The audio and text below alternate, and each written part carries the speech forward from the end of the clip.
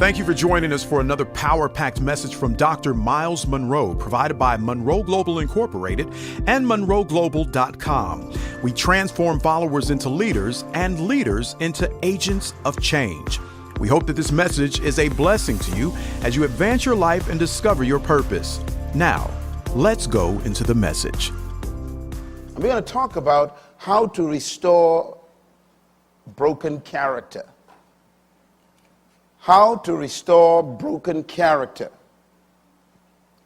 In other words, how do you come back after your character has been fractured? I'm going to focus on understanding the process of leadership restoration. And this is probably one of the most difficult experiences leaders have, because we've been trained only to succeed. We've never been trained on how to fail effectively.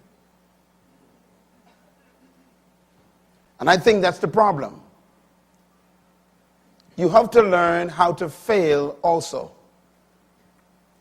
and what to do with failure. And there has been perhaps only 2% of leaders who came back and survived. I was watching television before I went to bed last night. I was watching the Canadian Broadcasting Corporation channel, and the top story for 30 minutes was the mayor of Toronto, who was filmed high on cocaine. I mean, they got the video.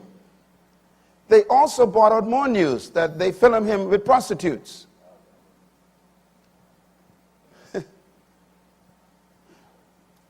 They brought him before the Council of Councillors in Toronto yesterday. They grilled him for almost 4 hours. And every single moment of that 4 hours, he refused to submit. His last statement was, no matter what you do, I'm not stepping down. The vote for him to step down was 41-2. He still said, I am not stepping down. They asked him a question. Did you purchase drugs in the last 30 days? He paused for a moment, and then he said, yes. They asked him another question. Do you still hold to zero toleration on drugs and guns? He said, yes. Question, does this apply to you? He said, yes. I'm confused. I'm going to talk to you about a word you need to learn. It's the word disqualified. Write it down. You can be disqualified as a leader. This mayor is disqualified, and he refuses to do the honorable thing. Finally, they asked him a question. Have you told us everything that we should know? He paused for a minute. He said, well, there may be another hanger in my closet. I am convinced he is moved from stupidity, landed on foolishness, and have entered dementation. But it shows you the caliber of leaders we have today. Toronto is one of the most beautiful, powerful cities in the world. And the leader is a drug addict.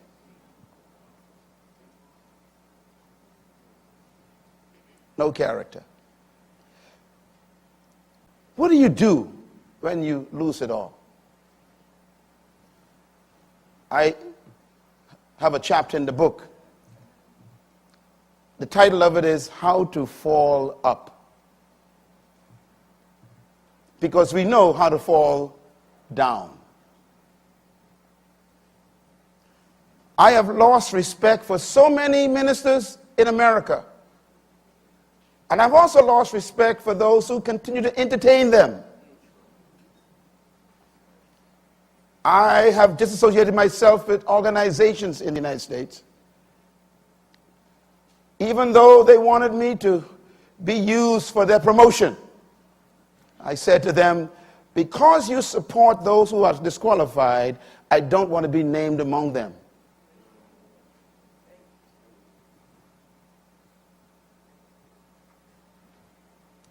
How do you fall up?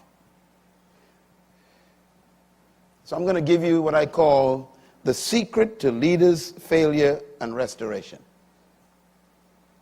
Because some of you may have that in your future. Some of you may be there already and have come to this summit to try and get help. You are in the right place. And this goes for politicians and pastors and corporate executives and bishops and housewives and ministers and even parents. How do you come back after you fail your children? Let's talk about it for a minute. We learned a few things in this summit so far. I'll repeat a couple of them. One, the foundation of leadership is what? Character. Number two, the most important component of leadership is character. I think you are convinced of that now. It's not power or skill or authority. It's not competence. It's not influence. It's character. Number three, the greatest protection of leadership is character. The greatest protection of leadership is character. You are not protected by your entourage. Because your entourage may not have character. Or they may be the ones who are protecting you from your default character. They are part of your corruption. And number four, talents and gifts are only as safe as your character. Character is the container of your skills, your gifts, and your talents. It's the container. If you break the container, you lose your talent and gifts.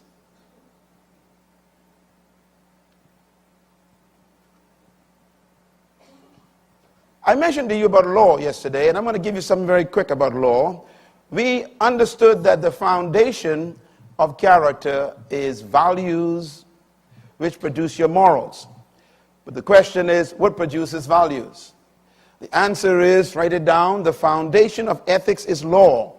And law is the source of culture.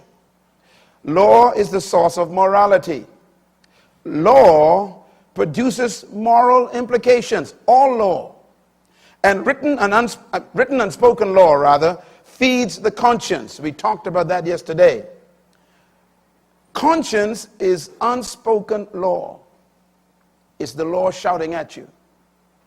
And law is the source of values. Law interprets values, and law establishes values. Whenever you create a law, you've identified a value. And this is why the first thing you need to build any nation is not a prime minister or a president. You need a constitution. The constitution contains the ideals of the country, the standards that they are going to live by. It incorporates and constitutes the philosophy of the people. It is the body of law by which we agree to live by, which means that the Constitution is the source of culture.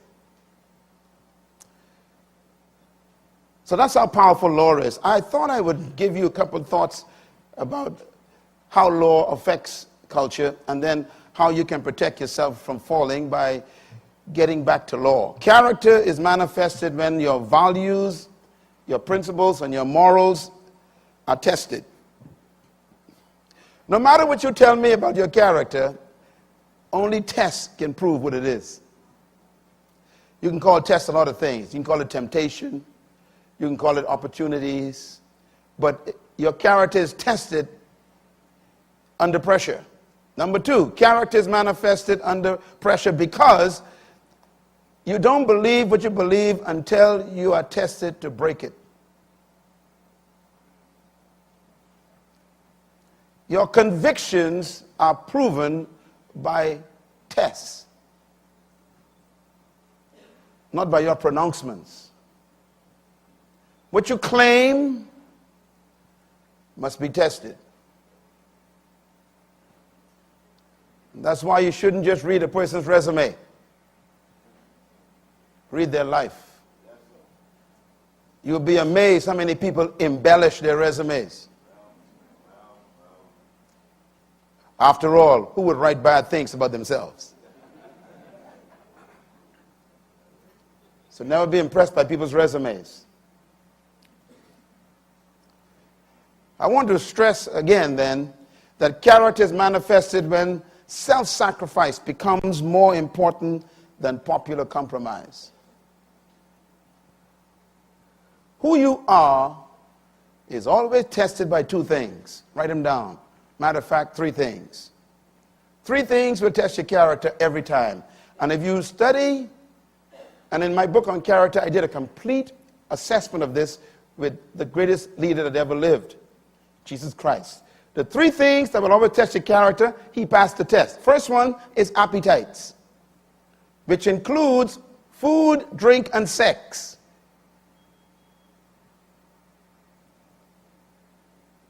The second test that will manifest your character is the test for fame. And the third one is the test for power. They say if you want to know who a man or woman really is, give them power and money. See what they do with it. Mr. Speaker, please. So it's so important for you to understand that you are going to be tested. Now, I want to ask you to please do something legally. You can take your iPhone and photograph this page, because I won't give you time to write them all, but these are important. I want to just give you a list of what I call the power values. We will read them together. Are you ready? Number one, values are better than rules. Number two, values are more important than rules. Number three, values outlive goals. Number four, values send a message. Number five, values must be identified. Number six, values must be accepted if they're going to work. Number seven, values must be believed. Number eight, your values shape the organization and the nation. Number nine, values are personal, but they are never private. Number 10, values become a culture. Number 11, your values must be shared. Number 12, values attract like values. Number 13, values become social norms. And number 14, values can create or destroy.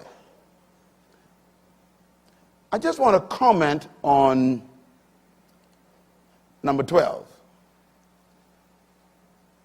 Values attract like values. What do we mean by that? Whatever your value system is becomes a magnet. And it attracts people just like those values. Values also repel values. I mentioned the first day you came here in my session, the first day I said, if someone approaches you to break law, or to do a corrupt act in your business or in your ministry or your workplace, if they approach you to break a law, you are already a failure. Because somehow in their minds, they believe that you would actually do it. In other words, your values were not loud enough. You should wear your values loudly so that people will even tell other people, don't even bother him. He's not going to go for that. I know the guy. So if evil men approach you to do evil, you are already defective. Your values should speak loud. Let's talk about the values of leadership. Write them down. The value of faithfulness, the value of self-control, the value of steadiness, the value of integrity toward those you serve, the value of responsible communication, the value of personal integrity. This is an important list. The value of maturity, the value of humility. These are the values of leaders. Each one of these is a seminar. So I have a lot of work to do before I die. Because each one of these is so important, you need to teach each one of them for 2 hours. Because that's how much we lack in leadership. The values that a leader needs to embrace and keep close are so critical to that leader's protection. Now, pardon me for moving too quickly because I want to get to the heart of this in a short time. What is the impact of a leader's failure? What is the impact of a leader's failure? Write this down. Failing in leadership is not as great as failing to deal with that failure effectively. I repeat, failure in leadership is not as great as failing to deal with the failure effectively. Everybody fails in something. Everybody have experienced the disappointment in themselves. Everybody has embarrassed themselves and others. Everybody has done something that have made them feel depressed because their expectations fell below their own standard. That's not the problem. The problem is not the failure. It's how you deal with that failure. And I can say from experience, most leaders I have encountered don't know how to handle failure. I'm going to give you some specific instructions on how to do it. Not just for yourself, but to help other people. Second point, failure in leadership is really the closing of an account of trust. People close the account. When you fail, the people shut down the account. What account? The account of trust. Remember, you cannot pay for trust, pray for trust, or buy trust, nor can you demand it. It is something that people deposit on your account of integrity the more they get to know you. Every time they prove your character, they make a deposit. And you can build up a deposit of trust for 50 years. The only problem is if you violate the account, what took you 50 years to build can be lost in 50 seconds. And that's the tragedy of failure. At least the point number 3. Trust is the currency of leadership. And it is the reason why a leader is successful. It's not your personality, it's not your power, it is not your oratory skills, it's not your ability to influence people, it's not your position, it's not your money or your clout. The key to your leadership is trust. People follow you because they trust you. You violate that, you lose the account. So you are as safe as the account you protect. What are you doing right now that's threatening your account? What are you secretly doing that could cancel your account? The mayor of Toronto, when they first exposed him, the police exposed him, he denied everything. And then the police showed the video. I wonder if there's a video on you. You have no idea how the satellites work anymore.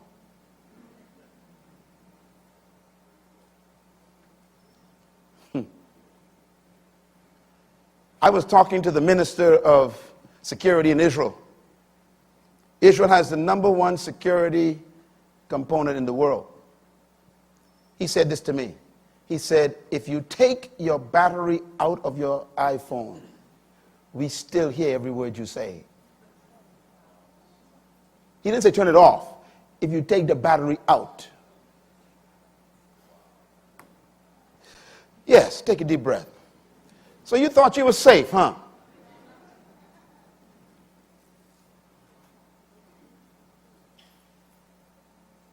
After that moment, I trembled.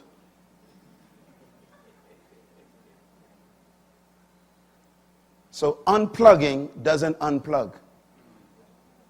That's my point. So live in a way that you don't care what they hear. Clap.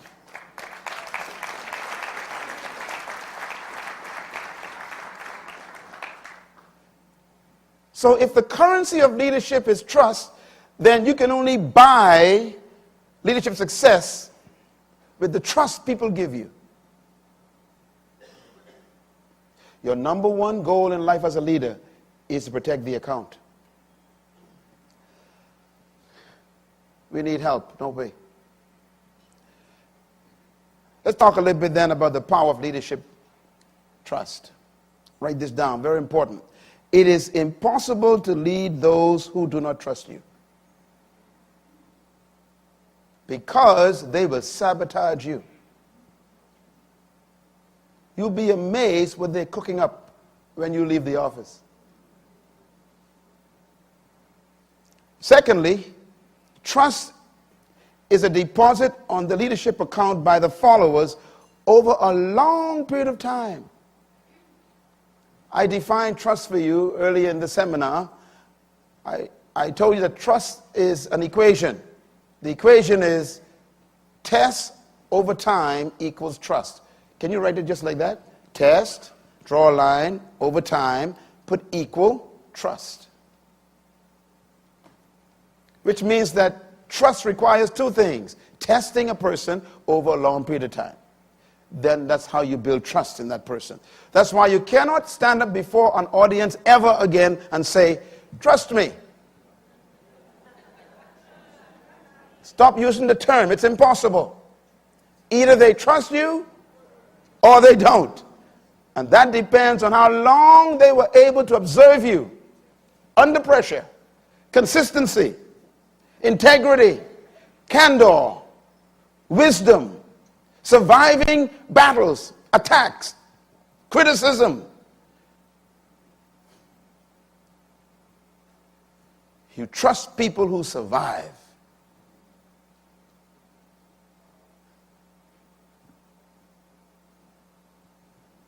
That's why we trust Mr. Nelson Mandela. His name has come up so often throughout the world lately because he is trustworthy.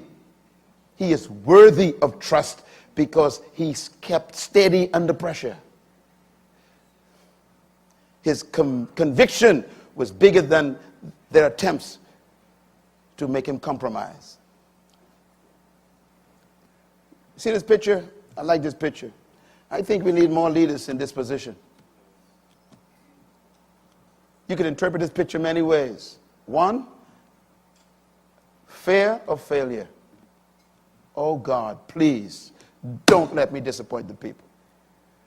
Don't let me disappoint my spouse. Don't let me disgrace my children. Cry out. This is my position every day. I'm so afraid. You think it's joy to be up here. You think it is easy for you to shake my hand and tell me how wonderful I've helped you. That's not easy. You're putting pressure on me. You're telling me, don't mess up.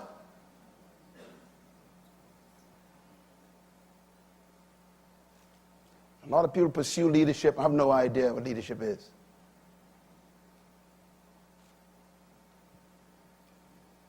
Cry out. Go home and make that your position every day. Every morning you wake up. Every evening you say, oh, please, please, God, don't let me mess up.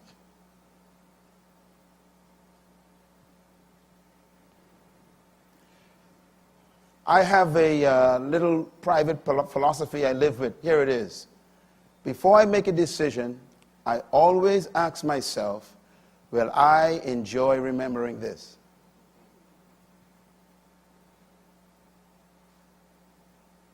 If the answer is no, you don't do it. Leadership. Let's talk about the leadership account one more time.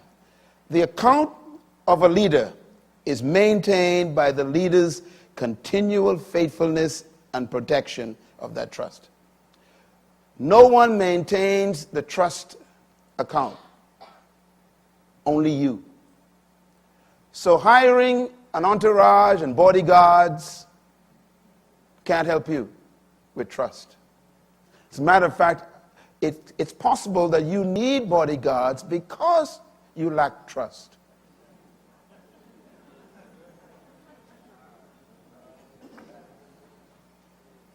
Sometimes you don't see people with entourage because they are important. It's because they are afraid. Not afraid of you, afraid of themselves.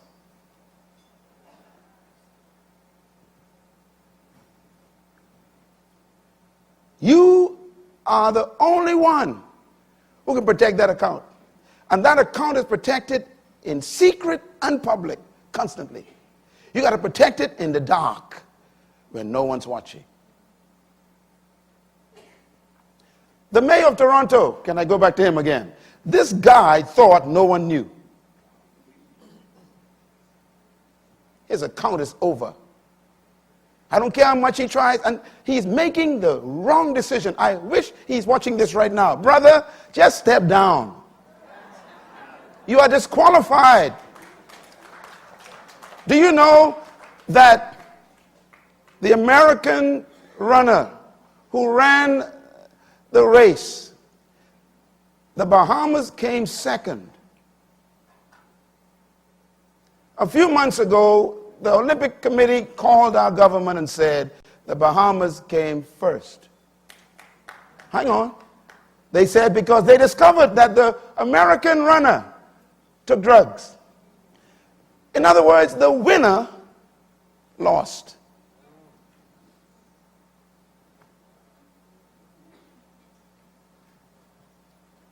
You can be fired and still be on the job. If you don't believe me, ask Saul.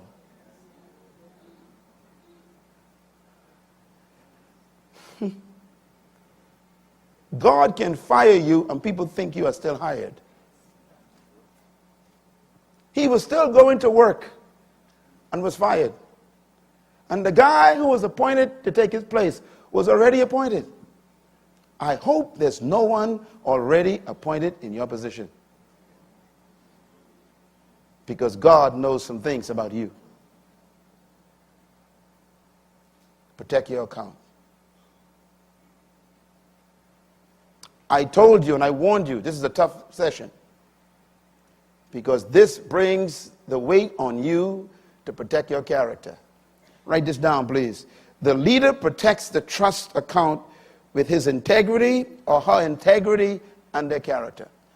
You protect that account by your being fixed, predictable, unmovable, set. I will not violate my values. I will not sell my convictions. I got to protect my account.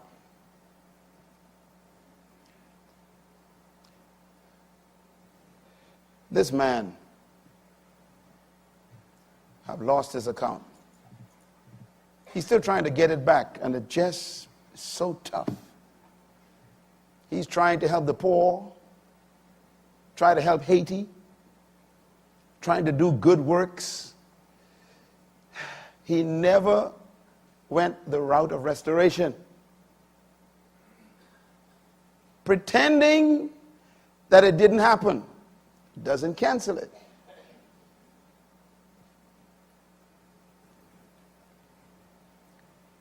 Read out loud, please. Read.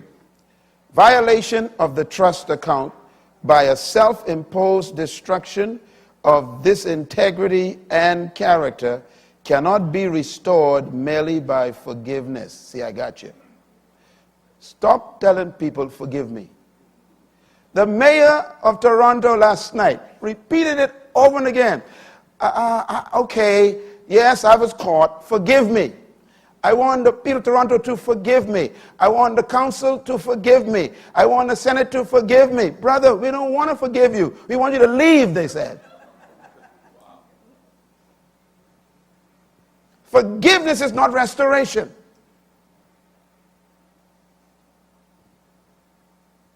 The request for forgiveness is you saying, I need help.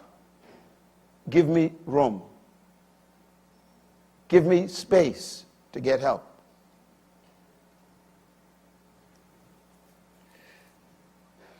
Read this one for me. Go. The followers may forgive the leader immediately, but the trust account will be depleted. Don't confuse forgiveness with the restoration of trust. You know, when you commit adultery in your marriage, you know, you feel all bad about it, remorse, all this good stuff, you know, and you get on your knees, oh, please forgive me, baby, you know, it just was a mistake, you know, and I didn't mean I love you. After all, you're a Christian, you got to forgive, you know, God say forgive, and go through all this stuff.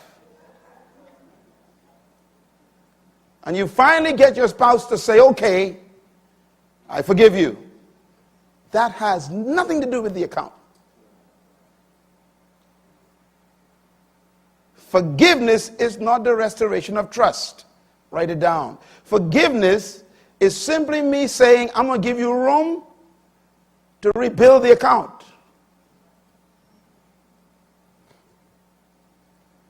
I have heard it said many times when I counsel couples. They say, you know, it's been a year now since I committed adultery, and my wife's still bringing it up. Listen, brother, the account is still empty. Because when you go in the night, she still ain't sure where you went. You need an ankle brace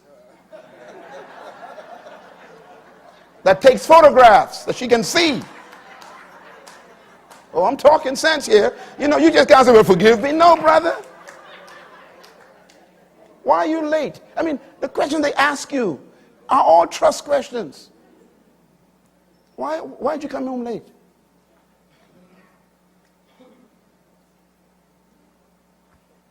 Stop blaming people for not trusting you. You destroyed the account. And I learned something through my experience with people. It takes longer to rebuild it than to destroy it. And it takes longer to rebuild it than to build it.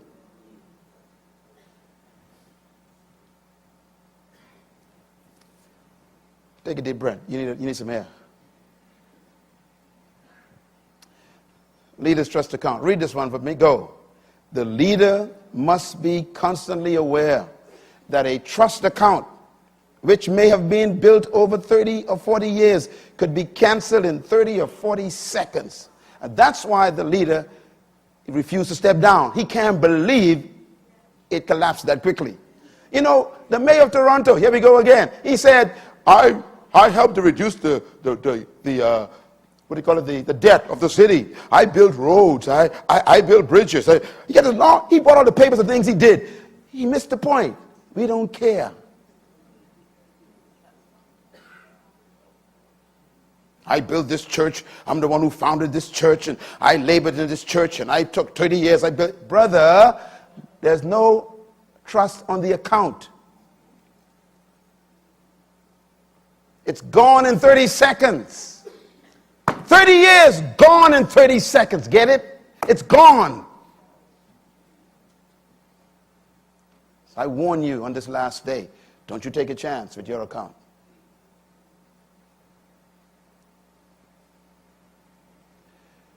We need to stop failing and start succeeding. We need leaders emerging in this century, and hopefully Authentically can help in some small way to produce a crop of leaders who the world will be shocked over. Who are these people? Where did they come from? They are faithful to their spouses. They don't steal. They don't lie. They don't corrupt themselves. They would rather go to prison. They would rather lose friends. They would rather even lose the church for the sake of their convictions. Oh, give us these leaders, oh God.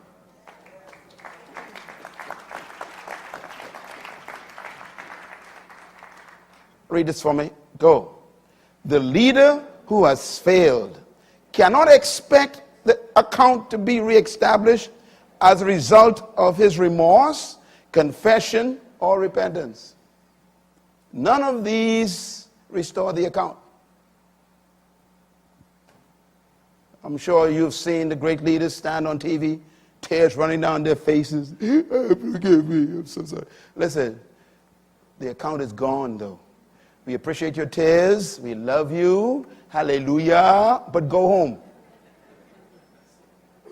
Go get restored. Go get repaired. When your car breaks down, you don't leave it in the highway. Why? It can cause accidents. Get off the road. Go to the mechanic.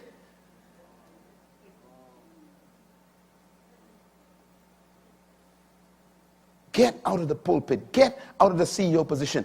Get out of the office. Get out. You're blocking the highway of people who are trying to make a difference.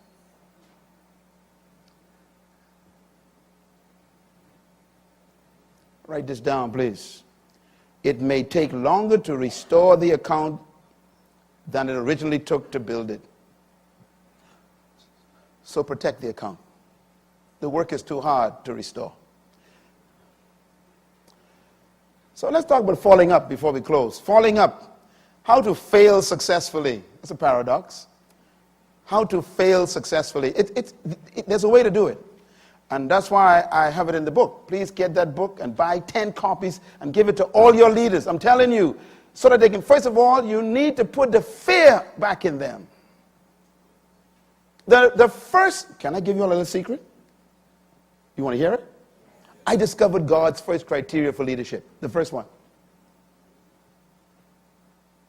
Everywhere God chose a leader, he gave a criteria, a list of them. But the first one was always fear. Did you know that? The first criteria of leadership is fear. He said, choose one who fears God. I don't care about his personality, academic achievement, his skills, his power to speak, communication. He said, forget it. If he doesn't fear, his character will destroy. Not just him, but the organization.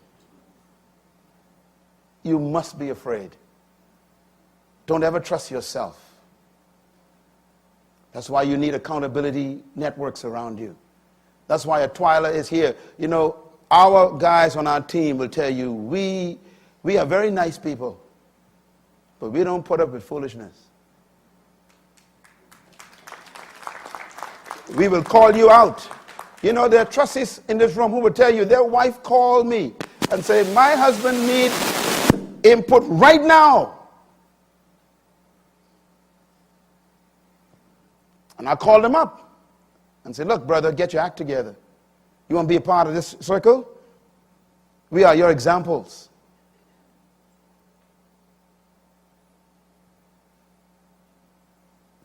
The wounds of a friend are faithful.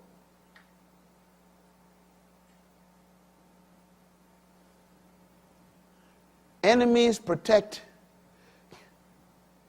your faults. You call them friends. A friend doesn't protect your fault. They expose it. They tell you, you got to fix this. Why? Because you're affecting all of us.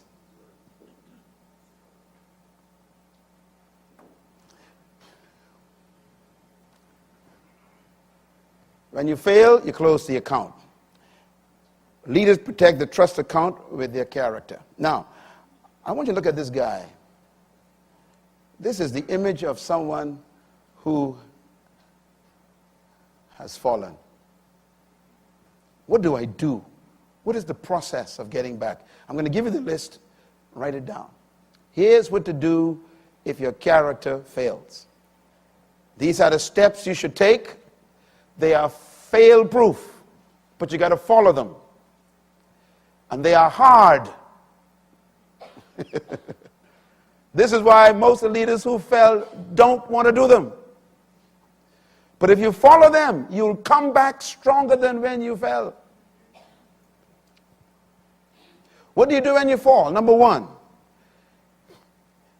admission of your need for help. That's tough.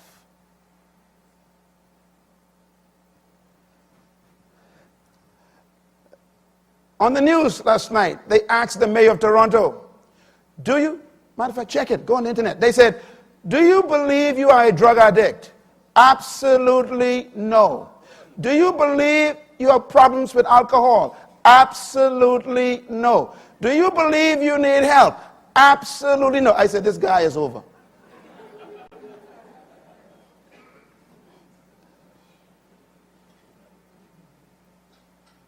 I heard such great teaching here this week. I am so inspired.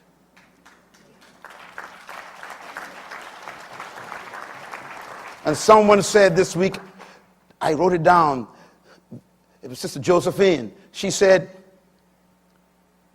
if the person on the ground keeps their hand to themselves, you can't help them. To reach your hand out to somebody who refuse to take it, you can't help them. Restoration does not begin with the restorer. Write that down, man. Stop asking people, why didn't you come help me? This is not about me. I didn't fall.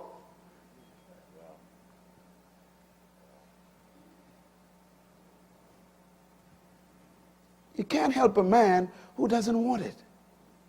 Or, worse still, who doesn't think he needs it. I know your mind is on people right now. I know you're thinking something right now. I know you know, and you know what I'm saying is true. They keep on trucking as if nothing happened. That's why you should abandon them. Paul, the apostle, says, leave them.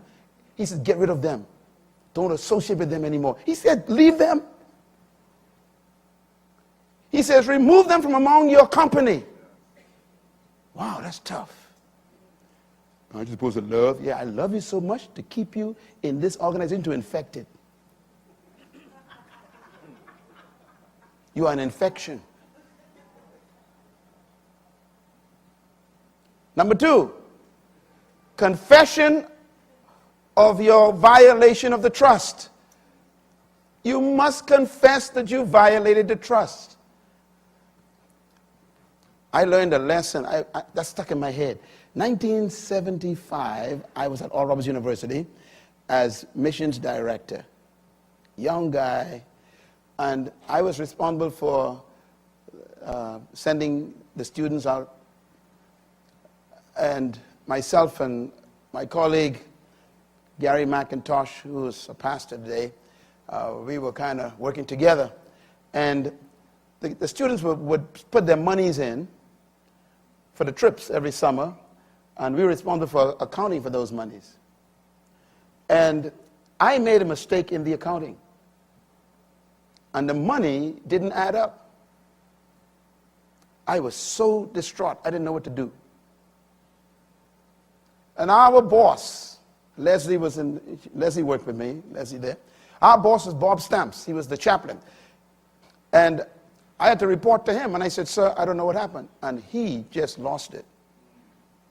He said, what do you mean? This is the kids' monies. You are about to put me in problems.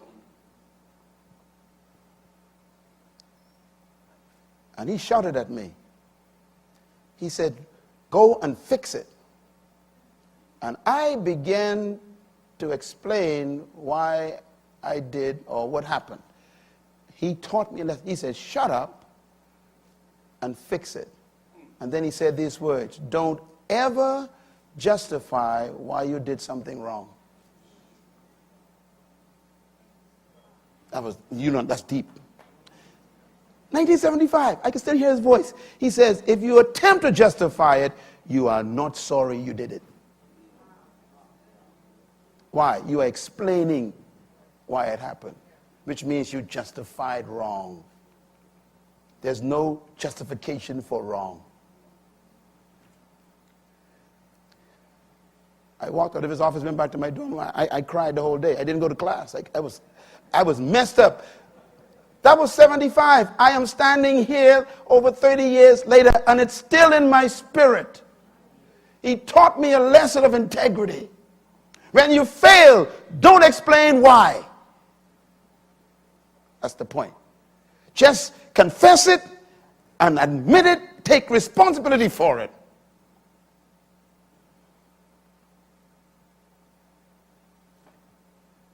Don't explain why you sinned.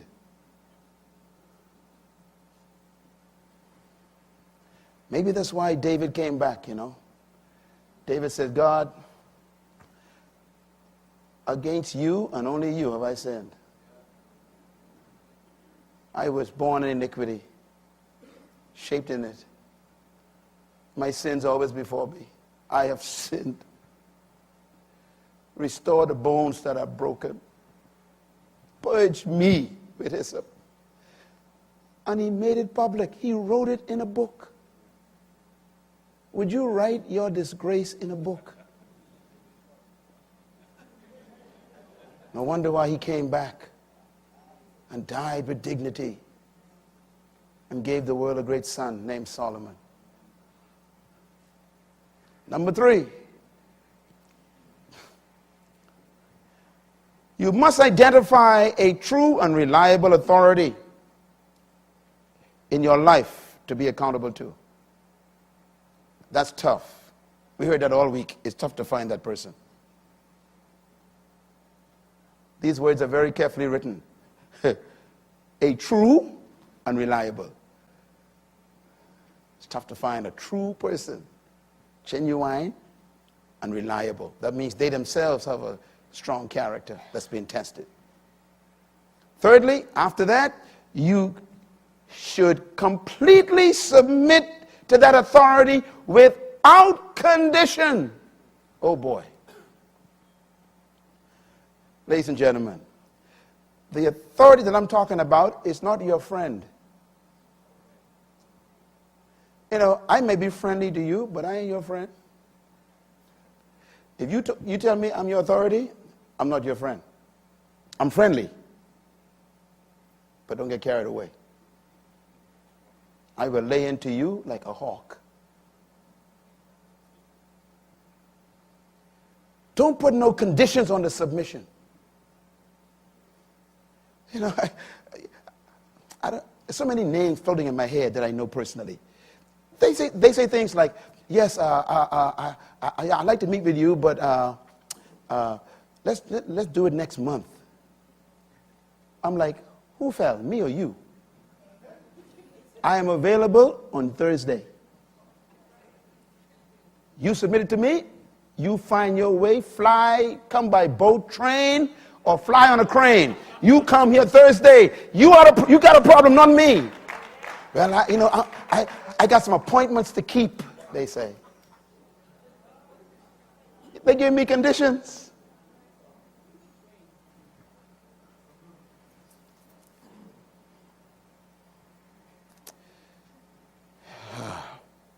Number 5, obedience to the advice and the counsel and the instruction of that authority without condition.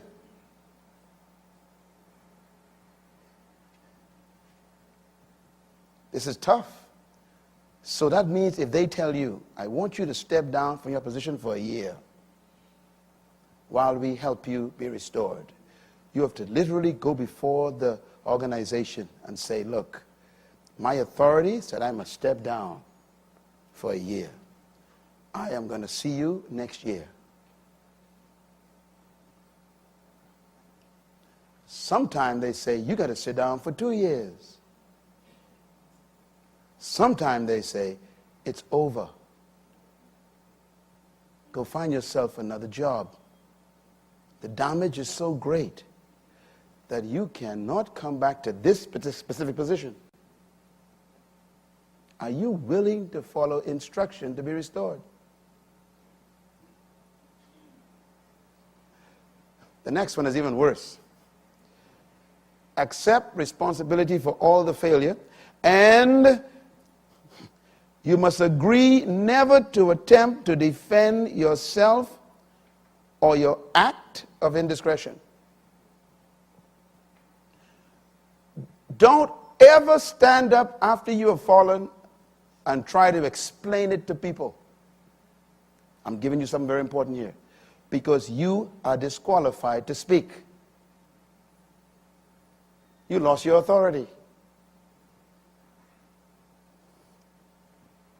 So what do you do then if you want the people to understand? It leads to number 8.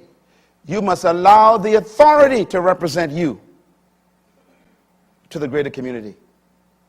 Let them speak on your behalf. Because they still have authority with the people. You know, when Peter messed up, Peter denied Jesus, you remember that? I could imagine the other 11 guys were excited, you know, they finally got Peter. You know, maybe they got a chance to become the favorite. Did you read how Peter was restored? Did you recognize who restored him?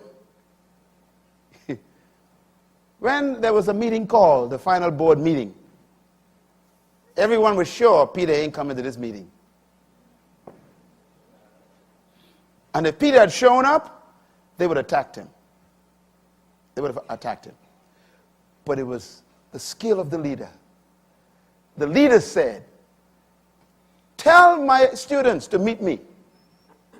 And make sure I say, Peter, come. Now, once the authority calls the guy back, it's over. But we like to call ourselves back. We stand there before the people, explain to them, well, you know, yes, I did have some indiscretion. Brother, leave. Everybody's weak, you know. Shut up. You are disqualified from speaking. Everybody got weakness, you know. You are disqualified from speaking. Your safety under failure is your authority. What did I say? Please write this down. When you fall, run for cover. Don't run for explanation. Run for cover. Shut your mouth. You are disqualified. This is why when you go to God, you cannot go in your own name. You are disqualified. So he said, don't ever go to the authority in your name. Your name is no good. Oh, man.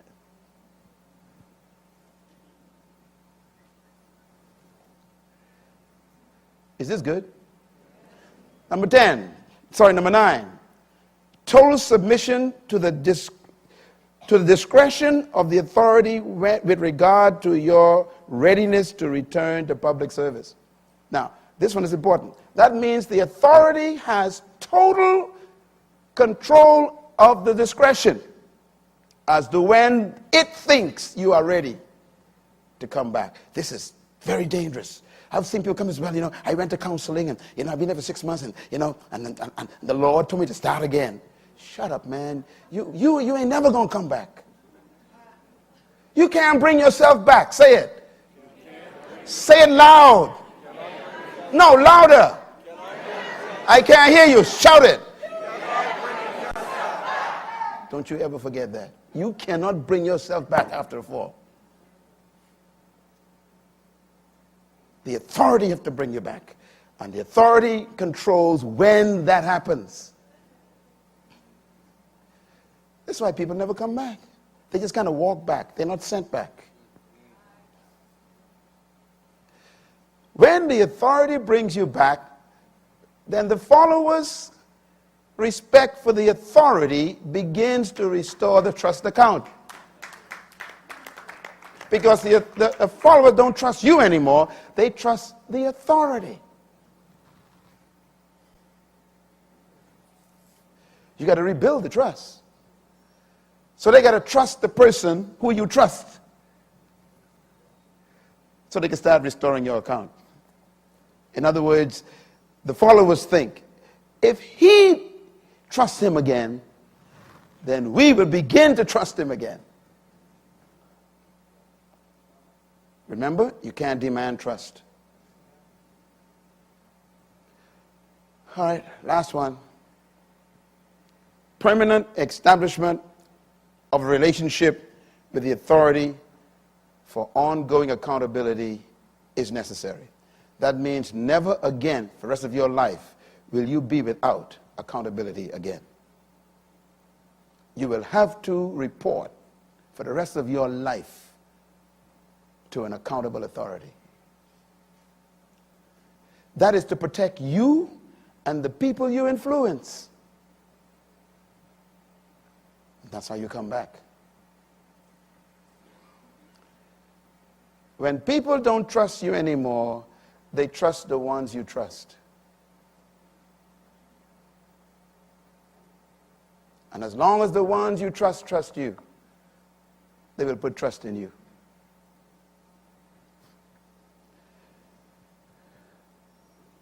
That's why we can be trusted, because God trusts Jesus.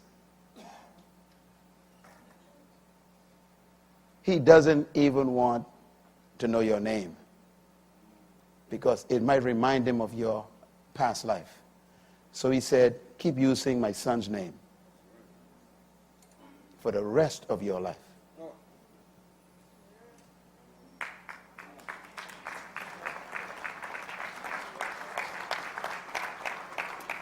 All right, closure.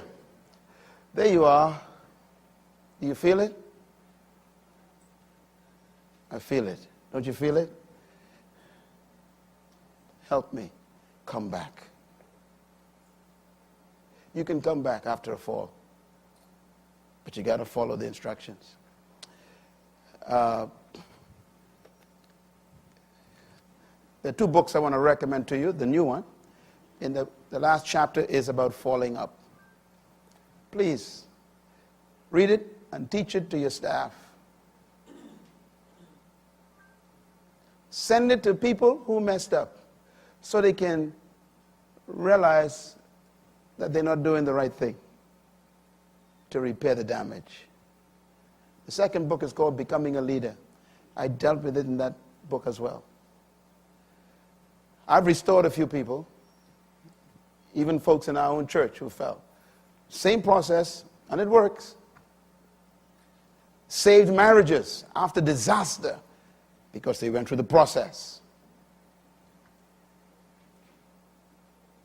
I've had children who stood before the congregation and said, I want to thank Pastor Myles for allowing me to trust my father again.